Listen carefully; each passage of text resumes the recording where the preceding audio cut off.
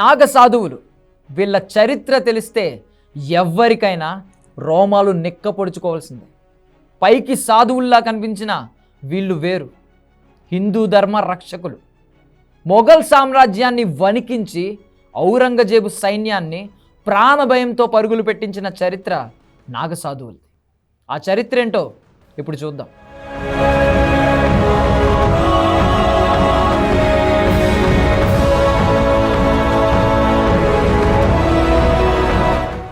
భారతీయతకు, భారత ఆత్మకు ప్రతిరూపం కుంభమేళ.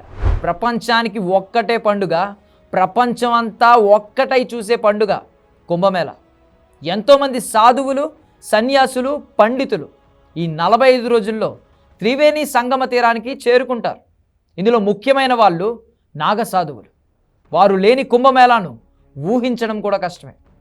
శరీరం అంతా విభూది, జడలు కట్టిన జుట్టు, ఒంటిపై దుస్తులు లేకుండా తిరిగే తీరు, కత్తులు, బాణాలు, ఈటెలు, త్రిశూలాలతో కళను ప్రదర్శించే నేర్పరితనం, ఇవి వారి ప్రత్యేకత. నాగ సాధువులను తపోధనులని అంటారు. వీరు నగ్నంగా జీవనం సాగిస్తారు. ఆకాశాన్ని తమ దుస్తులుగా భావిస్తూ ఉంటారు. ఎక్కడి నుండి వస్తారో తెలియదు, మళ్ళీ ఎక్కడికి వెళ్తారో కూడా అర్థం కాదు. కుంభమేళాలో మాత్రమే వీళ్ళంతా కనిపిస్తారు. ఎక్కడి నుంచి తిరిగి ఎక్కడికి వెళ్ళేది తెలుసుకోవడానికి చాలా సైంటిస్టులు చాలా ప్రయోగాలు చేశారు. ఏది సక్సెస్ కాలేదు. నిజంగా వాళ్ళ చరిత్ర తెలిస్తే ఎవరికైనా రోమాలు నెక్కబడుచుకోవాల్సిందే. వీళ్ళు సాధువులు కాదు, హిందూ ధర్మ రక్షకులు.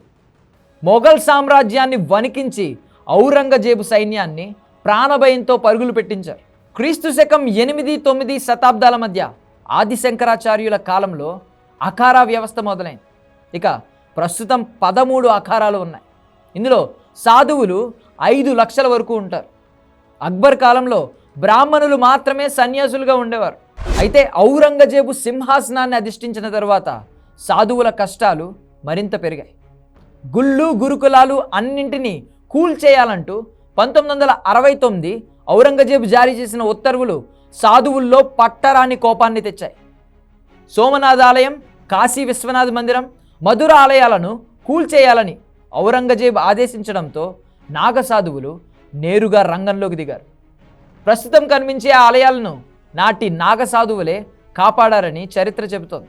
అందుకే వీరిని హిందూ ధర్మ రక్షకులు అంటారు. మొఘలు సైన్యంతో యుద్ధం చేసి రక్తపాతం సృష్టించారంట నాగ సాధువులు. టిప్పు సుల్తాన్, షాజహాన్ సైన్యం కూడా నాగ సాధువుల వీరత్వం ముందు మోకరిల్లింది. నాగ సాధువులు సృష్టించిన శత్రు విధ్వంసానికి ఆ భయంతో అప్పటి ముస్లిం పాలకులు కొన్ని తరాల పాటు హిందువుల జోలికి పోలేదని చరిత్ర చెబుతోంది. కుంభమేళా మొదటి రోజున ఏమవుతుందో, ఏం జరుగుతుందో చాలామందికి తెలియదు. నాగసాధువులు మొదట స్నానం చేసిన తరువాతే కుంభమేళా మొదలవుతోంది. ఆమ్నాయ జగద్గురు శంకరాచార్యులకు నాగసాధువులు పూజ చేసి తాము దేశం లోపలికి వచ్చి యుద్ధం చేయాల్సిన పరిస్థితి ఉందా, ఆజ్ఞాపించండి అని అడుగుతారట. అలాంటి పరిస్థితి లేదని వాళ్లకు చెప్తే గౌరవ వందనం చేసి ఆజ్ఞ కోసం ఎదురు చూస్తుంటామని చెప్పి నాగసాధువులు అక్కడి నుండి వెళ్ళిపోయారు.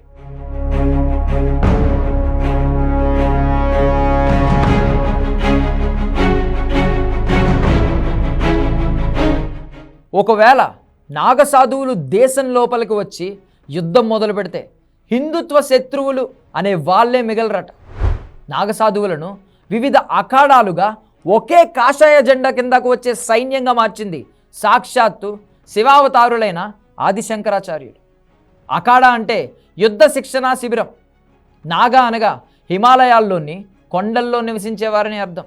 హిందుత్వానికి ఎప్పుడైనా ఏ కాలంలోనైనా ఎవరితోనైనా నష్టం వస్తే ధర్మాన్ని, క్షేత్రాలను కాపాడడానికి బలం కావాలనే ముందు చూపుతో నాగసాధు సైన్యాన్ని నిర్మించారు.